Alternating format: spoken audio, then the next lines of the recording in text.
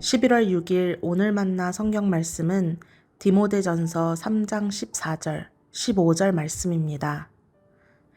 내가 곧 그대에게 가기를 바라면서도 이 편지로 이런 지시를 써 보내는 것은 만일 내가 늦어지더라도 하나님의 가족 가운데서 사람이 어떻게 처신해야 하는지를 그대가 알게 하려는 것입니다.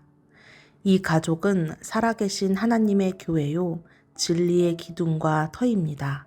아멘. 오늘 만나로 만나주시는 하나님을 기대합니다.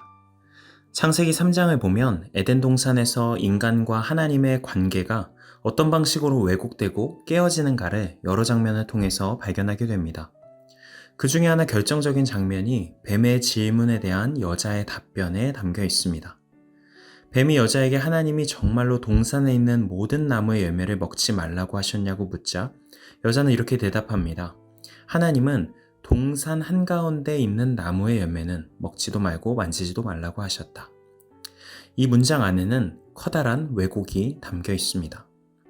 창세기 2장을 보면 본래 하나님은 선악을 알게 하는 나무를 먹지 말라라고 말씀하셨습니다. 선악을 알게 하는 나무라는 표현은 그 자체만으로 하나님이 금하신 까닭을 짐작하고 숙고해 볼 수 있는 언어입니다. 그 나무의 열매를 먹는 순간 인간은 마치 하나님이 된 것 마냥 선과 악을 자신의 기준으로 멋대로 판단하게 되는 죄악에 빠질 수 있게 됩니다. 하나님과 인간의 다름을 망각하여 뿌리 깊은 존재적 오만함에 빠지게 되겠죠. 이런 재앙으로부터 인간을 안전하게 보호하기 위해 하나님은 그 나무의 이름을 선악을 알게 하는 나무라고 명명하고 이를 금하셨습니다. 그런데 3장에서 여자는 이 나무를 그저 동산 한가운데 있는 나무라고 표현합니다. 이 표현 안에는 본래 그 안에 담겨있는 하나님의 뜻과 의미는 사라져 있습니다. 그저 의미를 알 수 없는 부당한 명령으로만 남게 됩니다.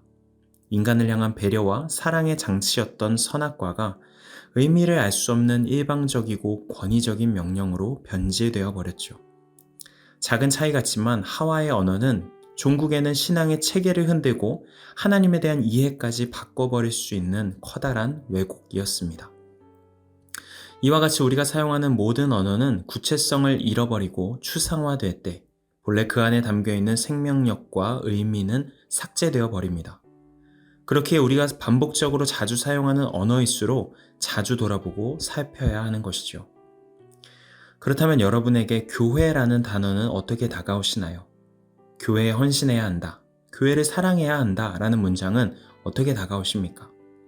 혹시 창세기 3장에서 하와의 언어처럼 어떤 의미나 감동도 없이 그저 당위성만 남아있는 언어는 아니신지요? 오늘 본문에 나오는 바울의 표현은 추상화되어 있는 우리의 언어와 감각을 다시 새롭게 일깨우고 있습니다. 15절 말씀입니다. 만일 내가 늦어지더라도 하나님의 가족 가운데서 사람이 어떻게 처신해야 하는지를 그대가 알게 하려는 것입니다. 이 가족은 살아계신 하나님의 교회요, 진리의 기둥과 터입니다. 바울은 디모데에게 쓰는 편지에서 교회를 하나님의 가족이라고 표현합니다. 이 언어는 그 자체로 전제되어 있는 거대한 은혜가 있습니다. 자격 없는 우리를 받아주시고 용납해 주시고 아버지와 자녀의 관계성으로 불러주신 그 은혜의 말입니다. 애초에 우리는 가족이라는 언어로 하나님과 묶일 수 없는 존재들이지 않습니까? 그럼에도 하나님은 예수를 주로 고백하는 사람들이라면 누구나 차별 없이 가족이라는 울타리로 품어주십니다. 디모데전서에는 아시다시피 다양한 대표자나 직분자들의 자격에 대해서 말하면서 여러 정언 명령들이 기록되어 있습니다. 절제하고 신중하고 단정해야 하고 나그네를 잘 대접해야 하고 깨끗한 양심을 가져야 하고 부정한 이득을 탐내지 말아야 하고 등등. 어떤 모습과 행동을 보여야 하는지를 구체적으로 기록하고 있는데요. 이 부분에서도 왜 이렇게 해야 하는지의 의미와 목적을 상실한 채 그저 명령만 추상적으로 남게 되면 문제가 됩니다.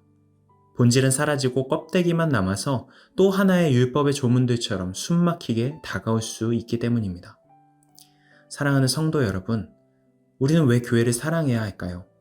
교회 안에서 책임을 맡은 자라면 왜 자신의 행실을 계속해서 살피고 돌아보아야 할까요? 이 교회가 하나님의 가족이라는 은혜의 다스림 안에 있는 공동체이기 때문입니다. 우리 모두가 값없이 사랑받는 관계로 부름받은 은혜를 입은 사람이기 때문입니다. 그리고 하나님께서는 자신의 가족인 교회를, 자신의 피값으로 사신 교회를 잘 돌보아 달라고 우리에게 부탁하셨기 때문입니다. 교회는 자신이 은혜로 부름받았음을 기억하며 자신에게 신실하게 대해주신 하나님을 닮아 나도 공동체에 신실하겠다는 한 사람 한 사람의 작은 섬김과 사랑을 통해 세워져 가는 공동체입니다. 그런 공동체는 오늘 본문의 표현대로 진리를 수호하는 기둥이자 터전이 되는 것입니다. 하나님이 우리를 가족 삼아주신 은혜를 기억하면서 오늘 하루도 우리 모두가 각자의 삶의 자리에서 교회로 살아갈 수 있기를 소망합니다. 은혜 입은 자로서 부끄럽지 않게 내가 속한 가정을, 직장을, 학업의 공간을 작은 교회로 세워가는 우리 모두가 되면 좋겠습니다. 그렇게 오늘을 살아가는 성도님들의 모든 걸음이 땅에서 하늘을 살아가는 한 걸음이기를 축복합니다. 기도하시겠습니다. 하나님, 우리를 하나님의 가족인 은혜의 공동체, 교회로 불러주시니 감사합니다. 교회라는 단어 안에 담겨있는 본질적인 은혜와 사랑을 기억하며 하나님이 우리에게 신실하셨듯 우리도 교회에 신실할 수 있도록 인도하여 주시옵소서. 예수님의 이름으로 기도드립니다. 아멘. 이제 두 가지 기도 제목으로 함께 기도합니다. 첫 번째로 하나님의 가족인 교회로 부름받은 은혜를 기억하면서 그 은혜를 가둬두지 않고 공동체에 신실하게 흘려보내며 살아가도록 인도하옵소서. 두 번째로 다음 세대를 위해 기도하겠습니다. 우리 교회 울타리 안에서 자라나는 모든 다음 세대의 자녀들이 은혜의 가치를 날마다 새롭게 깨달아가며 건강한 교회로 세워져 가도록 인도하옵소서. 이 제목으로 기도하신 후에 개인 기도로 나아가시겠습니다.